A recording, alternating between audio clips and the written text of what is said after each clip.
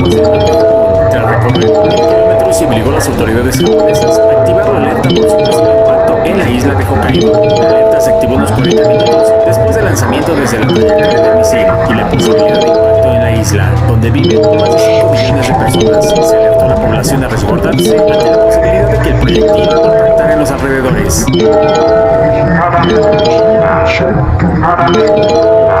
Tras descartarse el riesgo de impacto, la alerta se desactivó. La Guardia Costera japonesa informó que el proyectil cayó en el mar del Este, mar de Japón. Yo soy Manuel Durán y esto es Clickmas.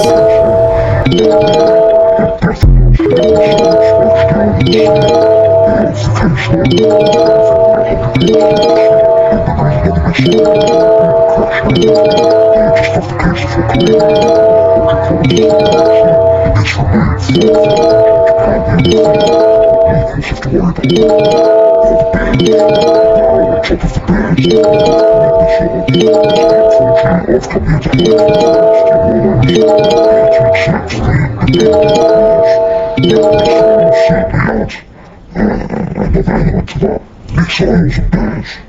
That is what the people here have to worry about now. Albeit not together, that would be quite likely, but also terrible.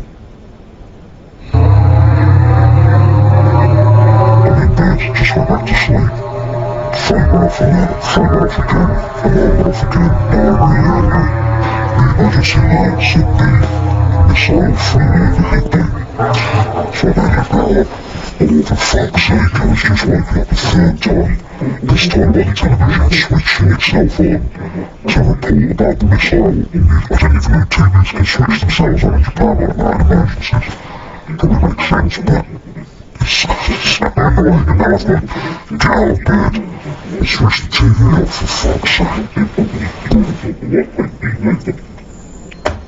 This is what annoys me about the people who go to North Korea on holiday because it's so different and unique, seeing their culture that's so weird and strange like the 1960s.